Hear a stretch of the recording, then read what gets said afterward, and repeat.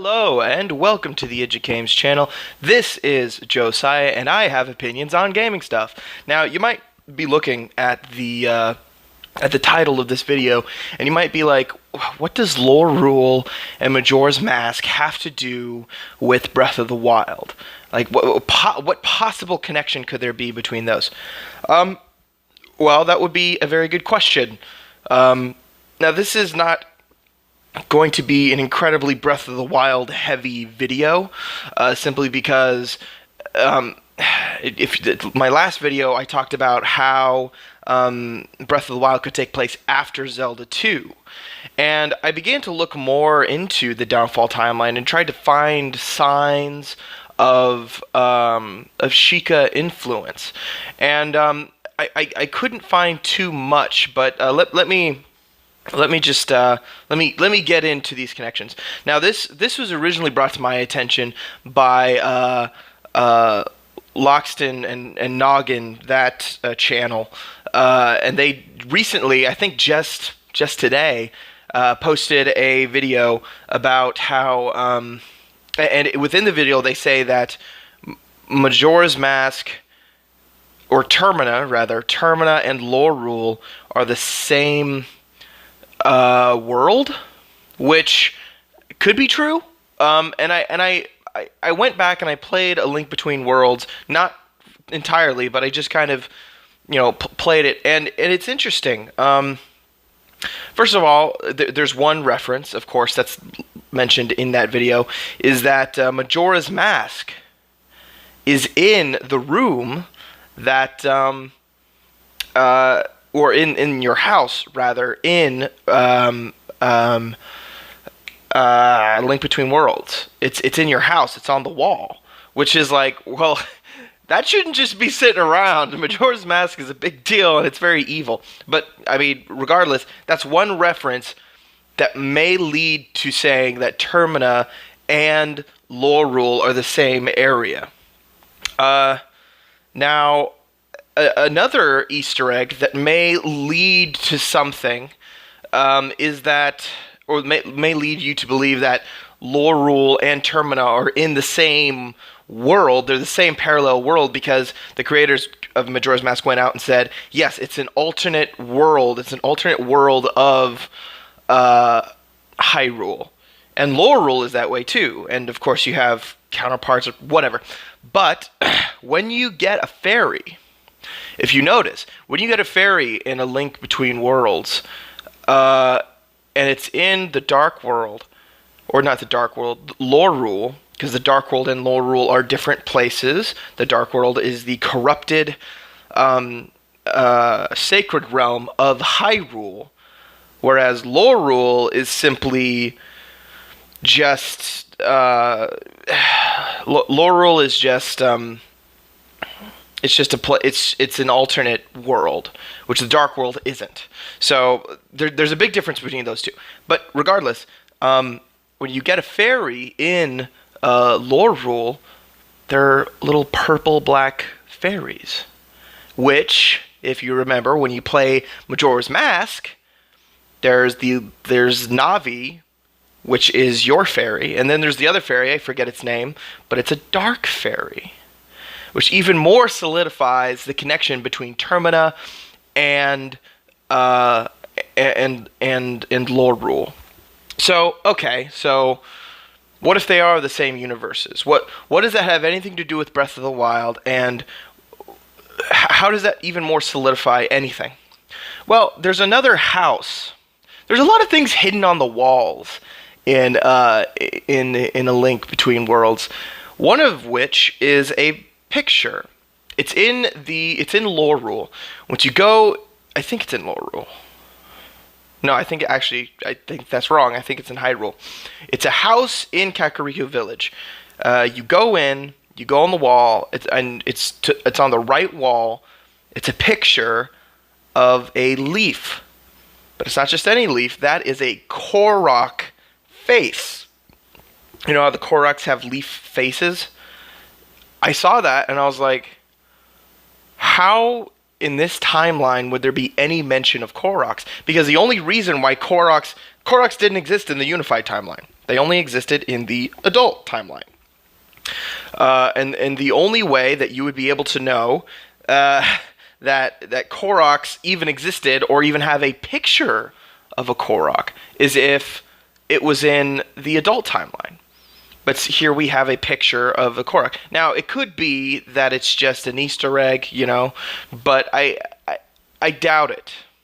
Because the more and more A Link Between Worlds shows that there is a connection between Termina and Lorule, the more it makes sense that those are the same worlds. And the more those Easter eggs become not Easter eggs, the more they become actually in the world. And if that's the case, that means that Koroks possibly do exist in the Downfall timeline, which only solidifies Breath of the Wild's timeline placement more into the Downfall timeline. Most people believe it's the Downfall timeline, but I said it was Zelda 2. Now, I just played the last part of that game. Of course, I have it saved before you beat the final boss. So I went there and I beat the final boss, and I was like, okay, what happens at the end of this? Because I found that the placing of A Link Between Worlds in the timeline was a bit suspicious. They placed it's not a direct sequel to A Link to the Past. It's a prequel to Zelda 1, and Triforce Heroes happens right after A Link Between Worlds. And then you have... Whoa, I just realized something. In Triforce Heroes, the guy with the hat, I thought because it was a direct sequel to... Because the whole time I thought it was a direct sequel, until just now, actually, in this video. I thought it was a direct sequel to A Link to the Past, so I was like, oh, okay, so that's not...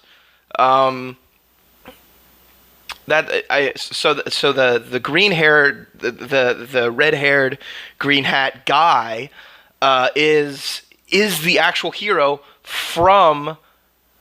Oh, I need to play Triforce Heroes, but it's the guy from Zelda 1, because he's in Triforce Heroes. I thought that was the guy from A Link to the Past, but it's not. It's the guy from Triforce Heroes. And because he looks different, everyone, okay, yeah, because they made fun of the fact that he didn't look like the hero because he didn't have blonde hair or weird sideburns, which that game's funny. But regardless, what was I talking about? Oh yeah, Koroks being in this world. I played the last of A Link Between Worlds, and it showed that if you remember, the end of that game has both Princess Zelda and Link touching the Triforce and making another, basically giving Lorule another Triforce. Because, if you remember, the lore of Lorule is that the Triforce was destroyed by the goddess because that it needed to happen because people were fighting over it. How much stuff can happen if there are two Triforces that exist in two parallel worlds? Not only that, but in that theory video by Loxton and Noggin, they kind of made a connection between the citizens of Lorule and the Sheikah. Which, if the citizens of Lorule are the Sheikah, and if that's actually the origins of the Sheikah, like, the Sheikah were meant to protect the royal family of Hyrule. What if those were simply parts of the royal family in Lorule? Because Princess Hilda has red eyes, much like all the different, all the Sheikah. So if red eyes are because of the royal family of Lorule, perhaps members of the royal family in Lorule were brought over by by the goddess to protect the royal family of Hyrule. And if that's the case, Lorule is the source of the Sheikah. Which means that, well, there's not much Sheikah, while there isn't much Sheikah influence in the Downfall timeline. Number one, there's the Majora's Mask, which is highly theorized to be made by the Tweely, who are descendants of some banished Sheikah, who are banished to the Twilight Realm. But not only that, that means the Sheikah still exist in the Downfall timeline because they're from Lorule. Perhaps, maybe the Loruleans wished for great technology, and thanking Hyrule for giving them back the Triforce, they brought the technology over to Hyrule, and they are benefiting Hyrule, and that's where Breath of the Wild begins. That's just kind of I don't think truly that's the case. It was just a little theory that I concocted in my head. Not all the pieces are there yet. If you guys have any other thoughts or opinions on this theory, if there's more that you can contribute to this theory, post it down in the comments. Thank you very much for watching. Bye.